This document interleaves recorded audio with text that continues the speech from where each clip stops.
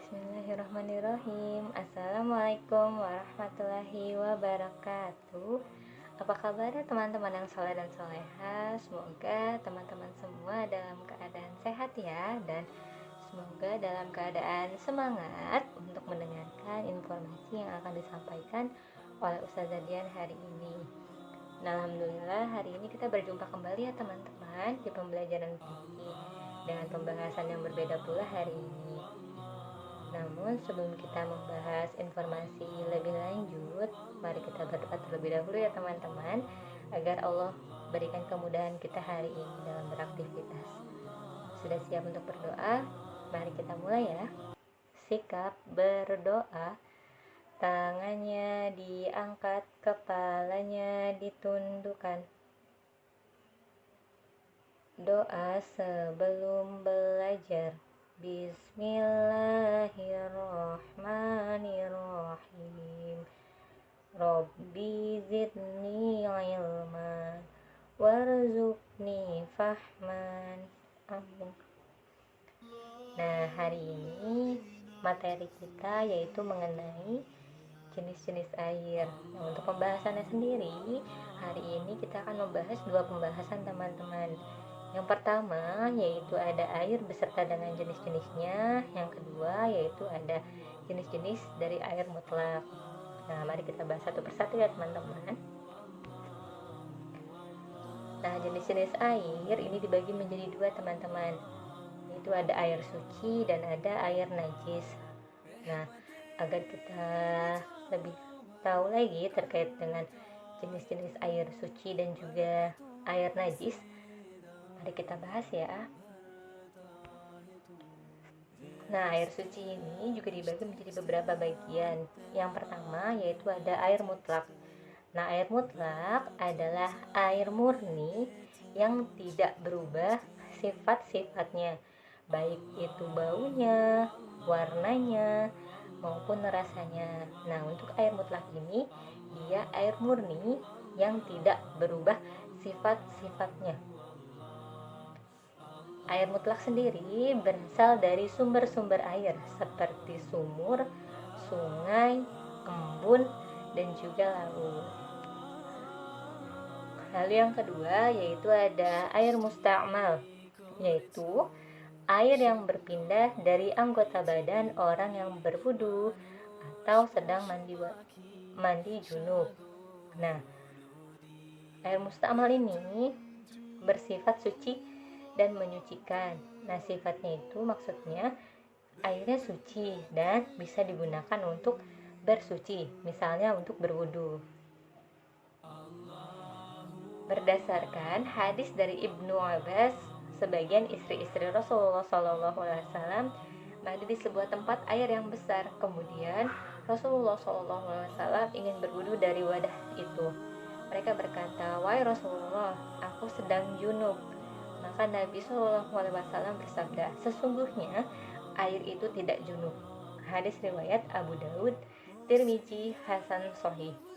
Nah, teman-teman, dapat disimpulkan bahwa ketika kita ingin bersuci atau berwudu menggunakan air yang berada di wadah besar yang sedang digunakan untuk mandi junub, maka air tersebut masih tetap bisa digunakan untuk bersuci, dan air itu tidak bersifat junub teman-teman, jadi masih bisa digunakan untuk kita bersuci. Yang selanjutnya yaitu air yang tercampur benda suci. Nah, misalnya seperti daun dan ranting pohon, tanah dan debu. Selama air tersebut belum berubah sifatnya, maka hukumnya suci dan boleh digunakan untuk bersuci. Namun, jika air tersebut yang terkena benda-benda suci itu berubah baik sifatnya, rasanya, maupun warnanya, maka air tersebut menjadi air suci yang tidak menyucikan. Nah, air tersebut memang suci, tapi tidak bisa digunakan untuk bersuci. Yang selanjutnya yaitu air yang tercampur najis, namun tidak mengubah sifatnya. Dikarenakan banyaknya air atau sedikitnya najis yang masuk ke sana, maka hukumnya suci dan menyucikan. Nah, misalnya teman-teman, ada sebuah wadah yang sangat besar, lalu di dalamnya ada air yang banyak, dan tiba-tiba air tersebut terkena najis setitik misalnya. Nah, ketika kita lihat air tersebut tidak berubah teman-teman, misalnya warnanya nggak berubah, baunya tidak berubah, rasanya juga tidak berubah, maka air tersebut dapat digunakan untuk bersuci walaupun tadi sempat terkena setitik dari najis. Tapi selama air tersebut tidak berubah sifatnya, tidak berubah warnanya, tidak berubah rasanya, tidak berubah baunya, maka air tersebut tetap suci dan bisa digunakan untuk bersuci. Nah, yang selanjutnya yaitu jenis-jenis air yang selanjutnya ada air najis. Nah, air najis ini adalah air yang tercampur dengan benda najis seperti kotoran atau bangkai, sehingga berubahlah salah satu sifatnya teman-teman. Nah, sifatnya ini kan ada warnanya, baunya, dan rasanya. Nah, ketika salah satu sifatnya berubah, maka air tersebut tidak dapat digunakan untuk bersuci.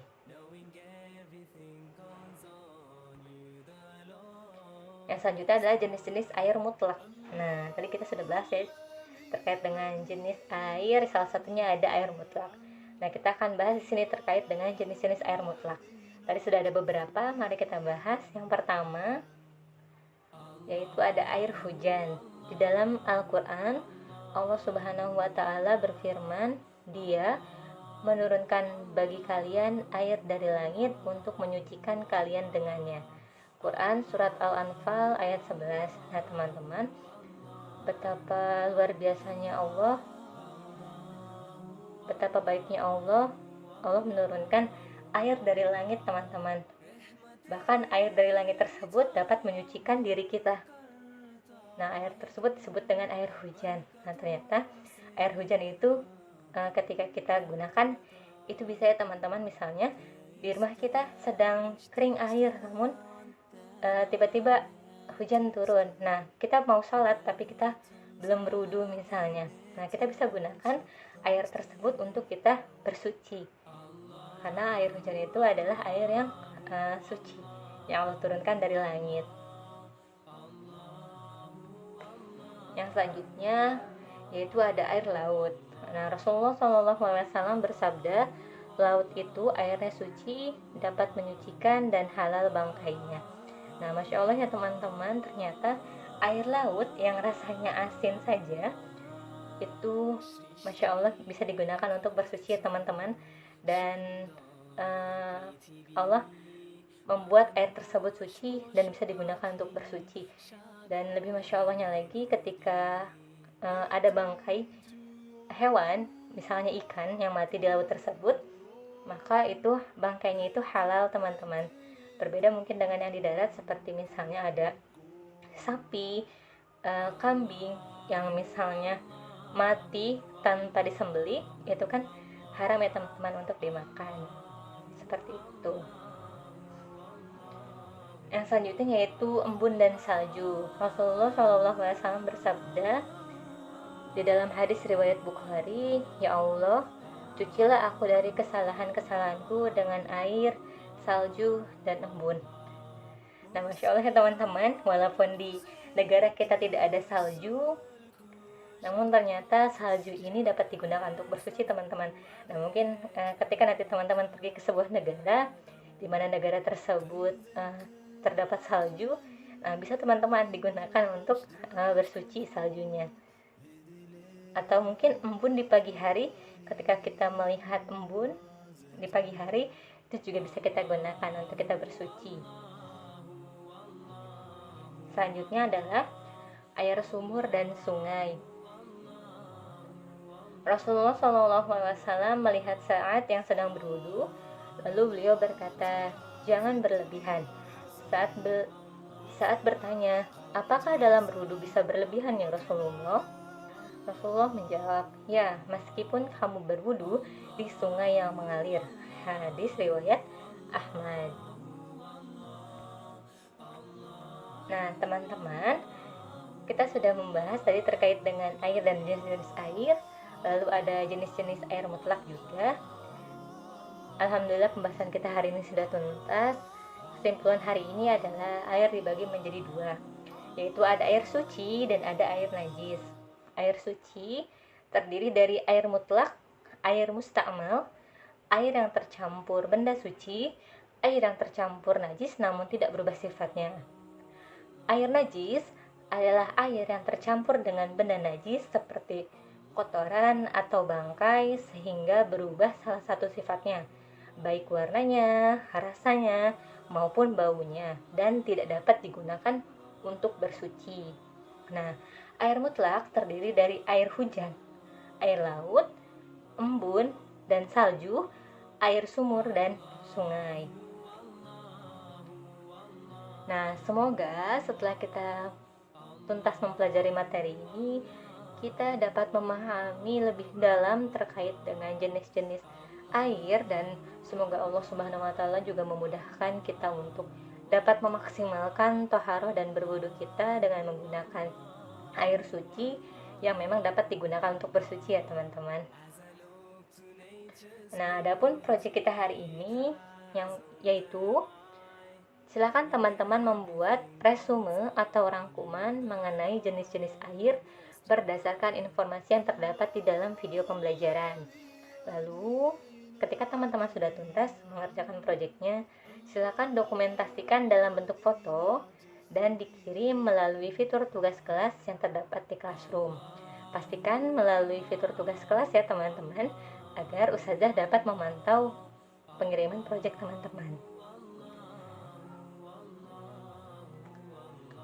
Nah, terima kasih banyak teman-teman sudah mendengarkan informasi hari ini. Sebelum kita tutup kegiatan kita hari ini, kita membaca hamdalah terlebih dahulu ya teman-teman. Sikap berdoa, tangannya diangkat, kepalanya ditundukkan. Membaca hamdalah bersama-sama. Alhamdulillahirobbilalamin. Segala puji bagi Allah Tuhan semesta alam. Amin. Ustazah mohon maaf apabila ada kesalahan dalam menyampaikan informasi hari ini. Akhirul kalam Ustazah ucapkan wassalamualaikum warahmatullahi wabarakatuh. Terima kasih teman-teman.